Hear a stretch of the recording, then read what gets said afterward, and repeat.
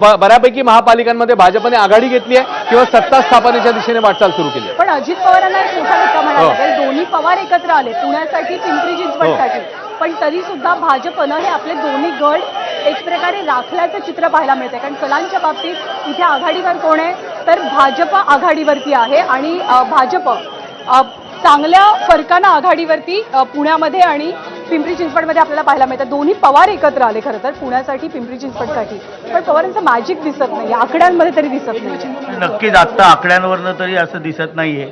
Bharatiya Janata party दोन्ही ठिकाणी पुणा पिंपरी चिंचवडमध्ये पुढे आहे बऱ्याच फरकाने. याचं आत्मचिंतन नक्कीच पक्षाला करावं लागेल.